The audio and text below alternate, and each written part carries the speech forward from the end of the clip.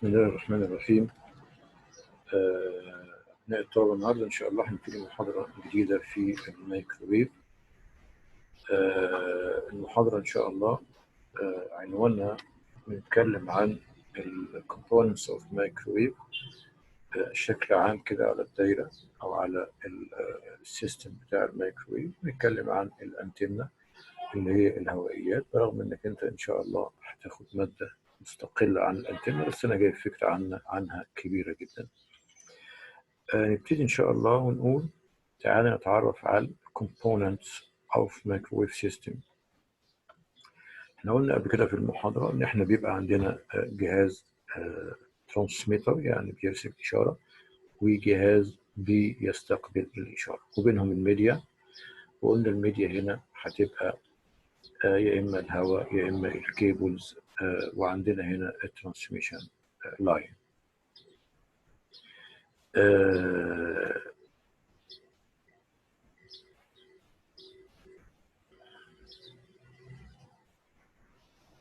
أول حاجة عندنا في Components of Microwave System في Digital Modem. الديجيتال مودم احنا قلنا قبل كده إن السيجنال ببقى أنا عايز أبعتها بطريقة يتحافظ عليها، فبعمل لها عملية موديوليشن اللي هي عملية تعديل، هتاخدها لسه بعد كده في الكوميونيكيشن.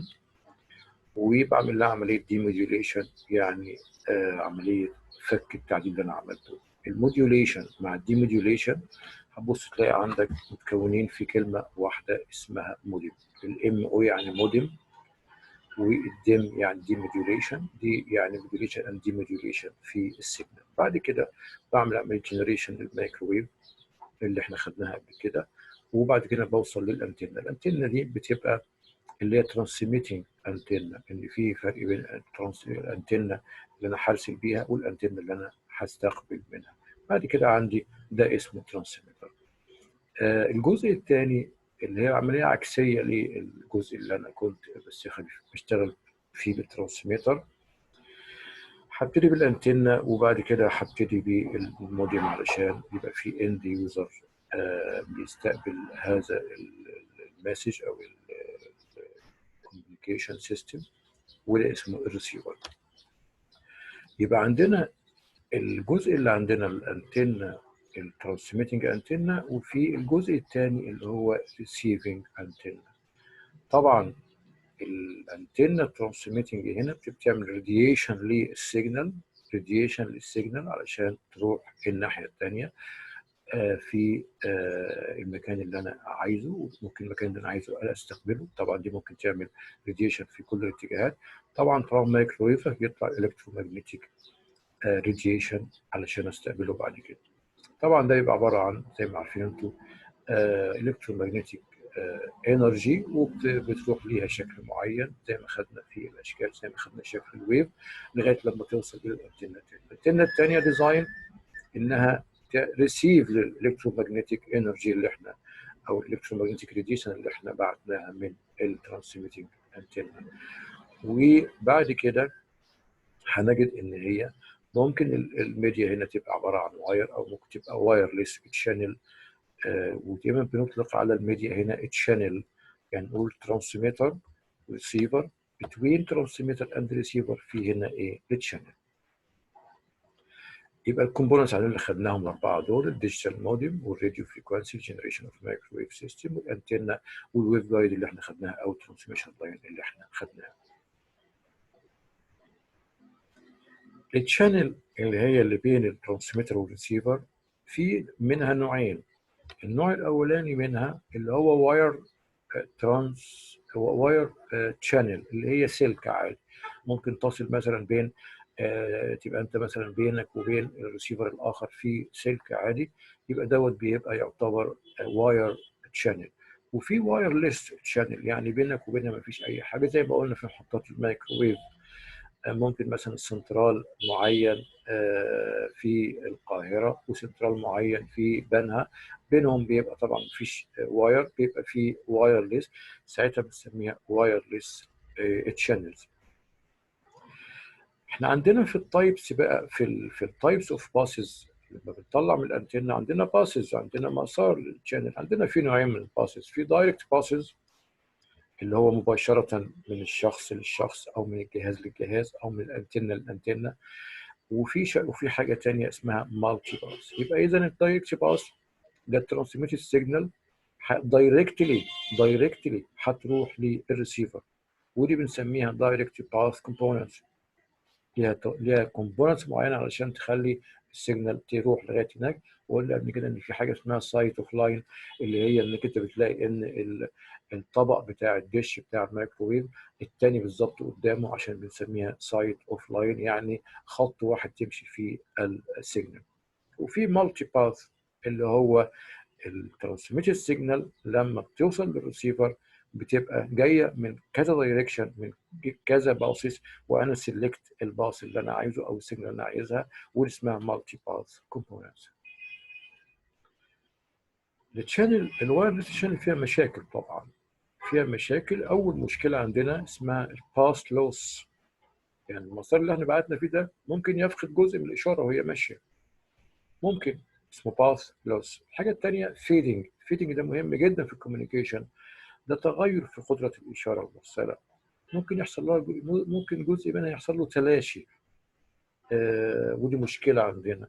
الجزء الثالث في المشاكل اسمه الانترفيرنس، اللي هو التداخل بين حدوث تداخل من إشارة اللي أنت بعتها اللي هي ترانسميتد سيجنال، ممكن يجي لها نويز، ممكن يجي لها قلنا ستريك، ممكن يجي لها أي تداخل مع الإشارة الأخرى، ده اسمه انترفيرنس. البوست لوس دوت في الراديو ترانسميتد او في الكوميونيكيشن او في الميكروويف، بنجد ان هو النسبه بين باس لوس ده هو النسبه بين الباور اللي انا بعتها اللي هي البي تي والباور اللي انا استقبلتها واللي هي البي ار.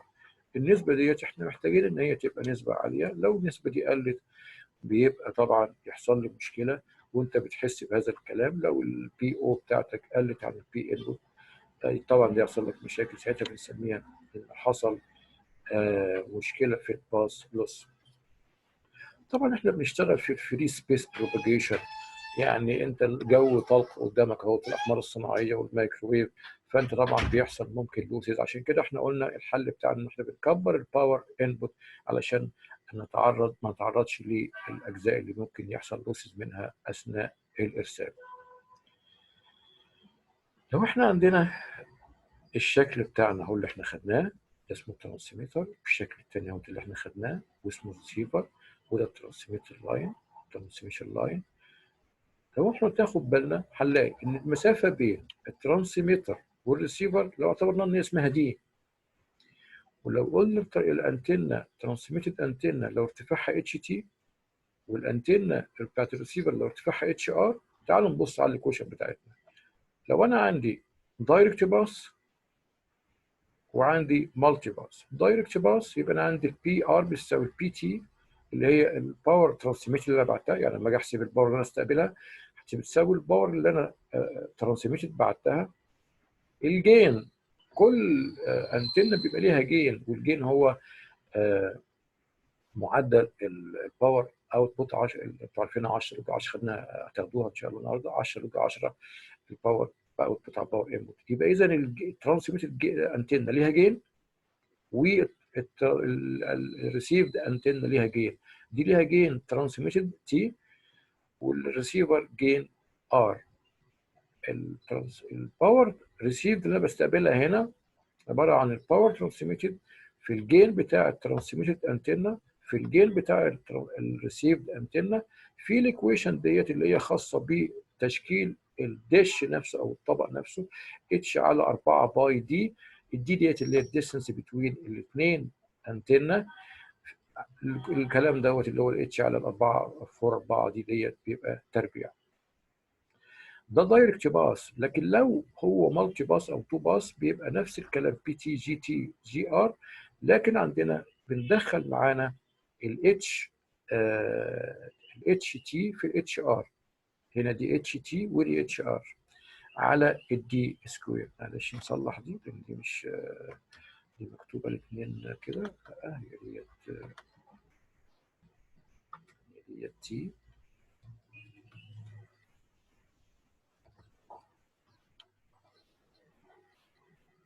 يبقى هنا الباور ريسيفد باور بتساوي الباور ترانسميتد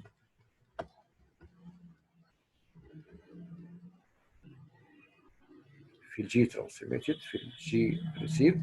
الهايت بتاع الانتنه بتاعه الترانسميتد في الهايت بتاع الانتنه بتاعه الريسيفر. انت بتشوف هذا الكلام في المايكرويف ستيشن، بتلاقي البرج عالي جدا له ارتفاع، ده بندخله في الشغل بتاعنا. يبقى عندنا هنا اللي هم المالتي باس والدايركت باس. الحاجه الثانيه الفيدنج، اللي قلنا عليه ان هو بيبقى تغير في قدره الاشاره، او في جزء منها هيتلاشى. فدوت نوعين الفيدنج، في فاست فيدنج وفي السلو فيدنج. الفاست فيدنج بيسموه يا اولاد سمول سكيل فيدنج، وده اذا قلنا ان الفيدنج عباره عن تغير، فكلمه التغير عندنا اسمها فلكتويشن، اهتزاز تغير في الموجه. طب الفلكتويشن هيبقى تغير في ايه؟ هيبقى تغير في الامبليتيود بتاع السيجنال، وفي الباس، وفي الديلي، تاخر وصول السيجنال. دي كلها عناصر. فاحنا هنا عندنا بيحصل له في الفاست فيدنج بيحصل له رابid فلكتويشن في الكلام ده كله، لكن بنسبه قليله جدا، فبنسميه فاست فيدنج، نسبه قليله جدا. الفيدنج ممكن يعمل بين الريسبشن، بين الريسيفر وبين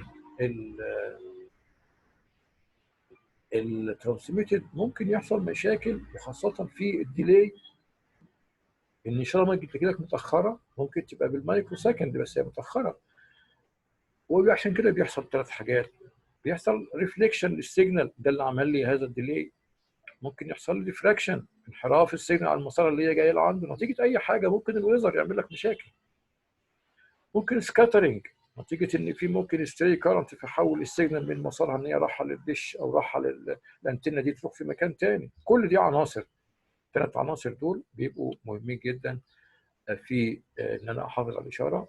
اخاف قوي من الريفليكشن او الديفليكشن او السكاترنج. السلو فيدنج ده بقى اللي مشكله عندنا، ده بنسميه، ده بقى بيحصل اسمه لارج سكيل فيدنج، وده طبعا بيعمل لي مشاكل في السيجنال، احنا بنخاف منها طبعا. وفي ان شاء الله في الكوميونيكيشن هتاخد الفيدنج على مستوى اوسع. انترفيرنس مشكله، ان انا ابقى باعت سيجنال وتجي لي معاها سيجنال ثاني، ممكن تجي لي معاها نويز، ممكن قلنا لو في اي حفر في الشارع يجي لك ستري كارنت يجي لك مع السيجنال اللي هي موجوده. دي من مشاكل هذا الكلام. طيب تعالى بقى النهارده نتكلم الجزء اللي احنا يهمنا النهارده عن مهم جدا، اللي هو عن الانتنه. الانتنه ديت الجزء اللي انا بسلمه الاشاره، وبقول له لو سمحت اتفضل ابعتها لي المكان اللي انا عايزه. دي الانتنه اللي هي بنسميها الهوائيات، انت بتسميها الهوائي، وده مهم جدا. انتنه دي مهم جدا، ده اهم جزء، لانه هو ده اللي هيودي السيجنال بتاعتي من الاشاره بتاعتي، ده اللي هيودي السيجنال بتاعتي من الترانسميتر الى الريسيفر. طب احنا بنصنع الانتنه، طبعا الانتنه ليها ماده مستقله هتاخدها بعد كده، لكن انا طبعا بنقول الجزء بتاعنا. هل الانتنه دي ليها حاجات معينه في التصنيع؟ نعم، لما باجي اصنعها بصنعها على اساس الطول الموجي، اللامدا. واللامدا معتمد على ايه يا اولاد؟ معتمد على الفريكونسي اللي هو الاف. يبقى اذا انا اي هوائي ممكن يلتقط اي موجه. طيب انا عايز الموجه بتاعتي، فبتصمم عشان يلقط الموجه بتاعتي، يعني بالطول الموجي بتاعي انا. ممكن الاشاره اللي انا بستلمها في الريسيفد انتنه ما تتناسبش مع الطول الموجي اللي انا صممته، ده يبقى خطا في التصميم. عشان كده بنبقى حريصين على التصميم يبقى تصميم جيد. طبعا انتوا عارفين ان الطول الموجي بيساوي السي على الاف، والكلام دوت انتوا خدتوه، المعادله دي انتوا خدتوها، ودي كلها حساباتنا في تصميم الايه الانتنه. في حاجات معينه بناخدها بنحطها في الاعتبار كمهندس وانت بتصمم الانتنه او انت بتركب الانتنه. اولا يجب تاخد بالك انك انت ما تحطش الانتنه في المكان اللي الناس بتمشي فيه. ما ينفعش. ما احطهاش مثلا في قدام البيت مثلا يعني، او قدام التلفزيون او والناس تعدي فيه، ما ينفعش. تاني حاجه، ما ينفعش الانتنه احطها في مكان مرتفع جنب الكهرباء، لا، تحطها في مكان مرتفع لكن فار فروم الكهرباء، خطوط الكهرباء تعمل لها مشاكل. فطبعا دي مهمه. كمان بيقول لك دونت ورك ويز انتنه، مش تخش في الانتنه اثناء البث. لو في بث تلفزيوني او بث مايكروويف ما تشتغلش في الانتنه، افصل وبعدين اشتغل. طبعا عارفين ليه؟ عشان الميكروويف، عشان الالكترومagnetic فيلد ما تاثرش عليك. بعد كده بيقول لك اعمل تشيك الانتنه كل شويه، تتاكد ان هي بتشتغل بطريقه كويسه. ممكن احرك الدايركشن بتاعها عشان استقبل الويف وهكذا. في معاملات معينه لازم ناخد بالنا منها اثناء تصميم الانتنه واثناء العمل في الانتنه. اول حاجه اللي هي معاملات الهوائي او معاملات الانتنه اللي هي اسمها انتنه بارامتر. اول معامل هو شكل الاشعاع. شكل الاشعاع اللي هو خرج من الهواء بتاع الترانسميتر، اللي هو بنسميه البيم. خروج الاشعاع دوت البيم دوت خرج من الترانسميتد انتن عشان يروح للريسيفد انتن، لازم هو له شكل معين في التصميم وله اتجاه معين. يبقى اذا لازم انا اعرفه. زي كده لما بتطلع حتى عندك في الريسيفر بتاعك فوق وبتحرك الطياره، يقول لك الاشاره لسه ما جاتش، الاشاره لسه ما جاتش، تلف في دايركشن معين تلاقي الاشاره جت. اذا شكل الاشعاع واتجاه الاشعاع مهم جدا في تصميم الانتنه. الحاجه الثانيه الراديشن ريزيستنس، مقاومه الاشعاع. الاشعاع دوت عشان يوصل الطاقه بتاعتنا الترانسميتد انرجي من الترانسميتد لغايه الريسيفر، لازم يكون له مقاومه. طيب ما هو الانتنه دي برضو لها مقاومه، ممكن تمنع دخول الاشعاع ده؟ لا، لازم انا اصمم بحيث ان المقاومه دي تعادل المقاومه اللي انا جايبها دي، تعادل مقاومه الايه اللي بعتها جهاز الارسال، بحيث ان هي المقاومتين يحصل بينهم ماتشنج واستقبل الاشاره بتاعتي. دي اسمها مقاومه الاشعاع. الحاجه الثالثه هو الجين. الانتنه مفترض ان هي في قدرتها على انها تعمل امبليفاي للسيجنال اللي جايه لها. دي مهمه جدا.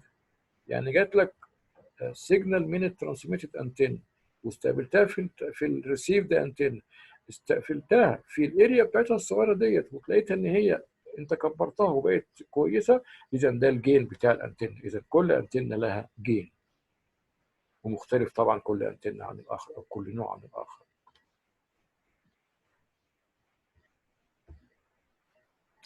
كمان الباند اللي هو النطاق، انتوا اخدتوا الكلام ده او ما اخدتوهوش؟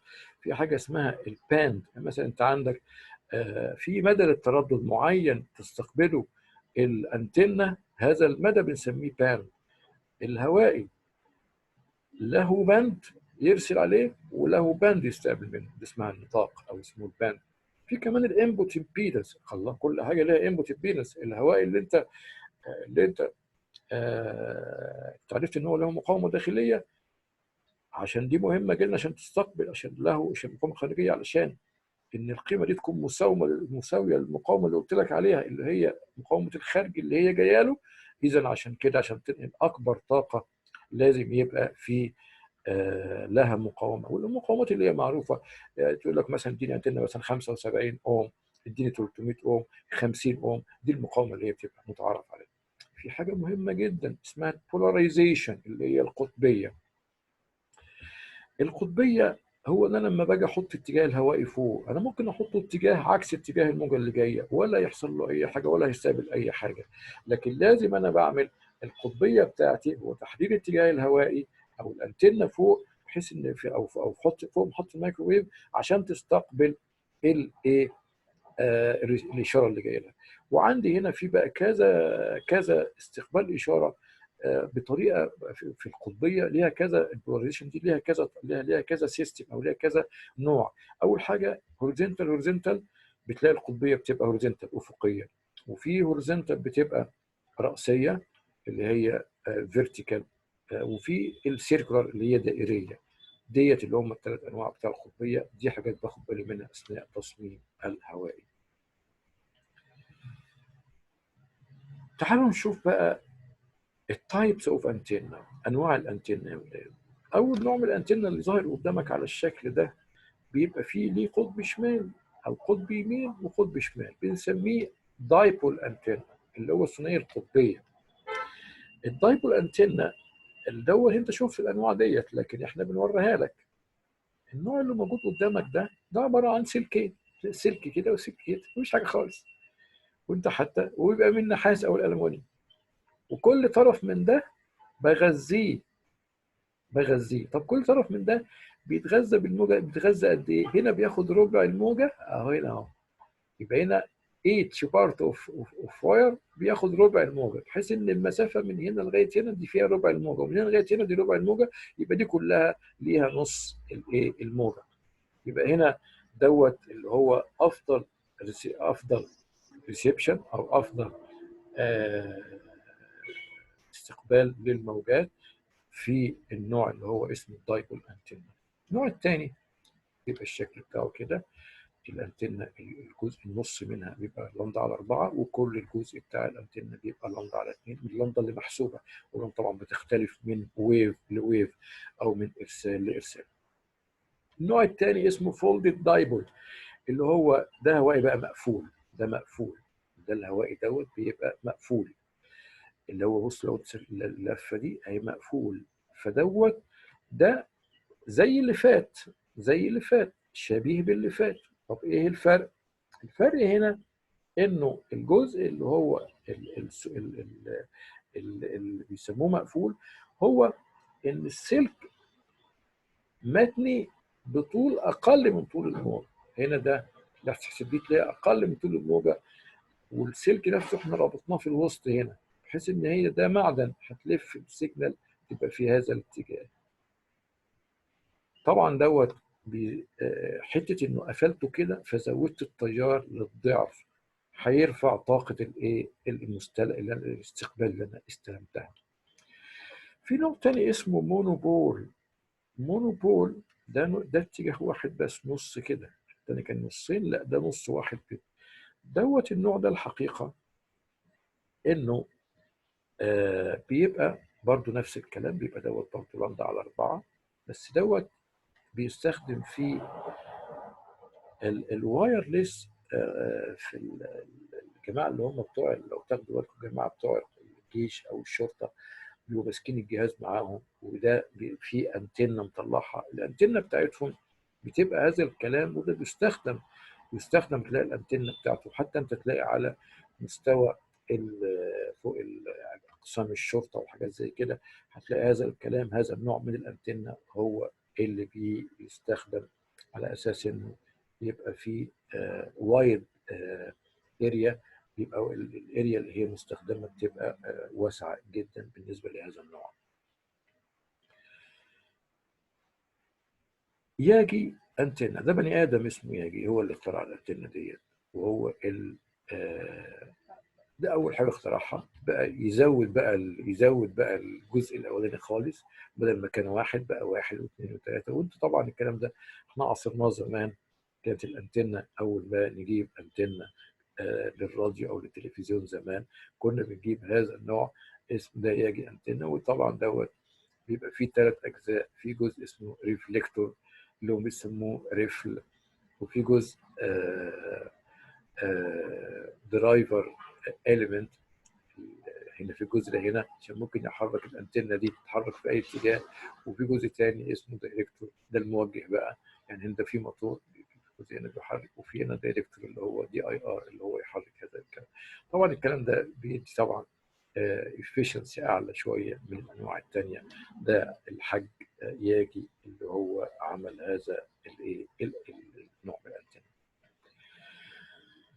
بارابوليك ريفلكتيف انتنه ده بقى مشهور جدا بقى، ده بقى بيستخدم بقى في الساتلايت وفي الميكروويف. لو رحت مثلا منطقه المعادي هتلاقي هذا الكلام. طبعا دوت في ميتال بليت بتعمل ريفلكت للسيجنال، وهتلاقي في الريسيفر هتلاقي انك انت بتستقبل في الفوكس في المنتصف الدش دوت. ده مهم جدا على فكره يا اولاد، لان دوت بيستخدم في التي في، وبيستخدم في الساتلايت، وبيستخدم في انظمه الميكروويف. تلاقي السيجنال بتتجمع دايما في المنتصف المنتصف، المنتصف، المنتصف، وبعدين يحصل بقى بعد كده عملية ريفليكشن، ممكن تنعكس كده. ده اللي هي ده نوع مشهور جدا طبعا اللي هو البارابوليك ريفلكتيف انتنة. في نوع بقى احنا كلنا ما بناخدش بالنا منه لكن موجود معاك في الموبايل، مايكرو ستريب انتنة. انت معاك الموبايل بتاعتك، كان زمان اول ما احنا اشترينا موبايل كان الموبايل بتاعنا كان لازم يطلع انتنة كده من النوع اللي هو بتاع الشرطه اللي احنا خدناه في الاول ده. كان الاول كلنا عندنا النوع اللي هو بتاع الشرطه ده. خلاص دلوقتي احنا بقى عندنا نوع تاني خالص، مايكرو ستريب، شريحه كده من الماتيريال حاططها هو جوه الموبايل بتاعك، ودي بتستخدم كانتنه، وديت بحطها مع الالكترونيك سيركت او الكوميونيكيشن سيستم بتشتغل. وطبعا معاك الموبايل بسم الله ما شاء الله، مفيش مشكله. ليها ميزه ان هي سمول سايز والوزن بتاعها خفيف، عشان احنا كنا الاول الموبايل بتاعي انا كان الاولاني خالص كان تقيل جدا، تكل الانتنه موجوده وكانت عامله حمل عليه. دي طبعا دي لايت ويت يعني خفيفه جدا، وطبعا دي خلاص بقت في كل الايه انواع الموبايلات. الهورن انتنه عامل زي السماعات كده، ده بيستخدم في الهاي فريكوانسيز بس، ده بيستخدم في الهاي فريكوانسي بشكله عامل كده. ده برضو احد الانتنه اللي موجوده اللي ان شاء الله انت برضو هتدرسها بعد كده. في نوع تاني اسمه هيليكل انتنه اللي هو الحلزوني، نظام حلزوني، نظام حلزوني كده. دوت بيجيب سلك كده ويلفها زي الياي، زي الياي زي الياي زي الياي زي الياي، والعمود دوت اللي هو جاي من استقبال الاشاره، وطبعا بستقبل الاشاره اهو. بص العمود اهو، ده اسمه هيليكل كده. ده بيستخدم فيه لما انا هستقبل على مسافات بعيده، دوت بيستخدم لو هستخدم على مسافات بعيده. الايزوتروبيك رادياتور ده هواء الاشعاع المتماثل، ده بقى هواء جميل جدا يشع في كل الاتجاهات بتماثل، مفيش اي مشكله. دي احد الانواع اللي هي موجوده في الانتنه. دول التسع انواع اللي موجودين في الانتنه. كلنا بيحكمنا طالما الديزاين معتمد على اللندا، يبقى انا بيحكمني السي بتساوي الاف في اللندا. الاف عندك بتبقى مثلا من 5 كيلو هرتز لغايه 300 كيلو هرتز انت حر. عندك كمثال يعني، وعندك السي معروفه 3 في 10 اس 8 متر لكل سكند دي سرعه الضوء. ده انت ممكن تحسب اللندا باي حاجه بقى، تحسب اللندا في اي مساله عندك هتجي لك الانتنه هتحسب منها اللندا. عندنا فيها حاجه واحده اسمها انتنه تيوننج يونت، دي وحده مهمه جدا. بتستخدم الحقيقه ان انا عشان استخدمها علشان اغير في مقاومه الانتنه يا ولاد. يعني انتوا عارفين ان انا لو في حصل لي مشكله في المقاومه بتاعت الانتنه كانت مختلفه شويه، فانا عمل وحده ان هو يعمل تيوننج زي المفتاح كده بتاع الراديو الصغير اللي انت بتشوفه دوت. هذا المفتاح انت لو انت تفتكر انت بتحرك الراديو كده بتعمل ايه؟ انت بتغير فريكوانسي يا ولاد. انت لما بتحرك مفتاح الراديو كده انت بتغير التردد، خلاص بتغير التردد. ده اسمها تيوننج يونت. اليونت ديت انك انت بيستخدمها علشان يغير يعمل عمليه ماتشنج مع المقاومه اللي هي جايه. دي اسمها انتنه تيوننج يونت. كل انتنه ليها جين، وان الجين مهم جدا لان عشان انا اقدر اقول الانتنه ديت ان هي جود انتنه فور ذيس ريسيفر او ذيس ترانسميتر، لازم يكون الجين بتاعها محسوب صح.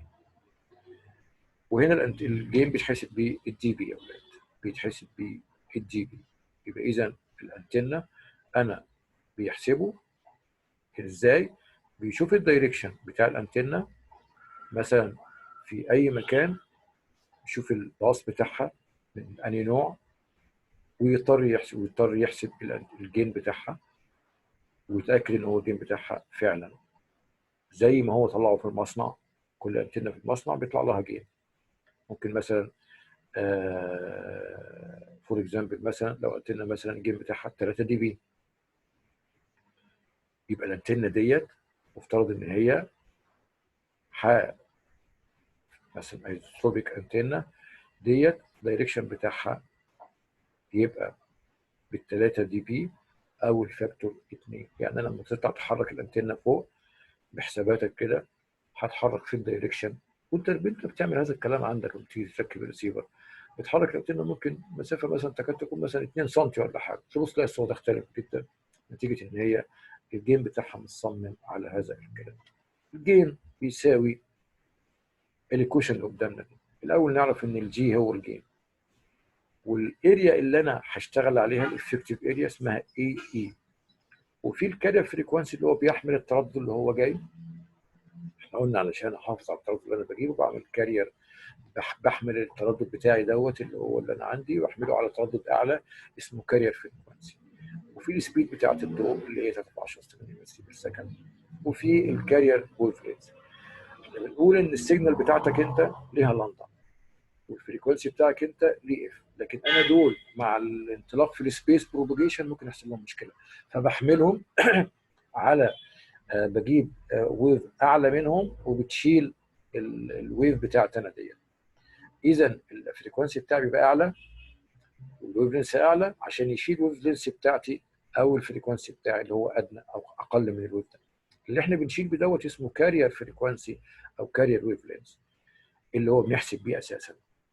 يبقى هنا 4 باي اي اي اللي هي الافكتيف اريا على اللامدا سكوير.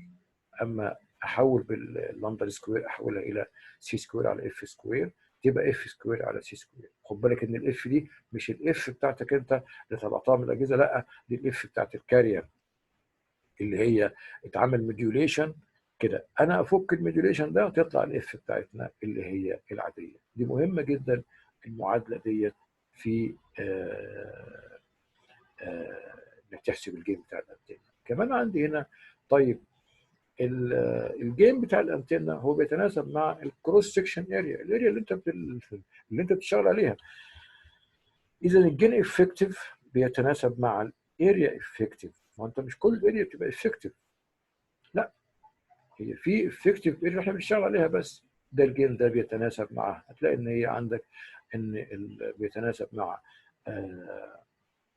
بروبورشنال مع الافكتيف، وبيتناسب عكسي مع اللمبه او الويف لينز بتاعك.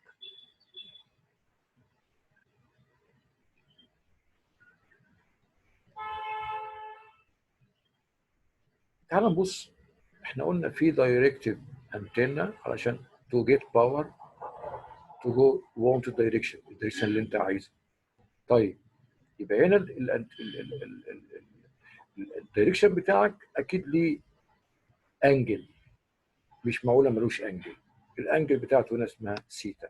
تعال نشوف الجين اوف سيتا بتساوي البي اوف سيتا على بي نوت على 4 باي. تعال نشوف البي سيتا. البي سيتا اللي هو الفاريشن في الباور ويز انجل، لانك انت لما هتيجي تغير الانجل بتاع فاكرين لما خدنا الويف بتاعتنا وقلنا ان هي ليها ماكسيمم باور وليها مينيمم باور، لو انت غيرت الفيز بتاعها هيتغير الباور. ده الفاريشن بتاع الباور. والجي سيتا اللي هو الدايركشن بتاع السيتا بتاعتنا. البي نوت اللي هو الباور اللي انا بعتها كلها من الترانسميتر، وطبعا دوت الجزء بتاع الطبق نفسه، فدي بتبقى 4 باي. بطريقه اخرى عن طريق الانتنسيتي اوف ويف والراديشن ممكن بيحسب الجين بطريقه ثانيه. تساوي راديشن ماينس انتنسيتي على الانتنه الانبوت والباور. دي طبعا الايكويشن بتاعت الساتلايت قوي، ولكن انا حاطها لكم علشان نعرفها. ده الجزء يا اولاد النهارده اللي انا قلت اسجله لكم عشان النت ما يبقاش ضعيف ساعه المحاضره.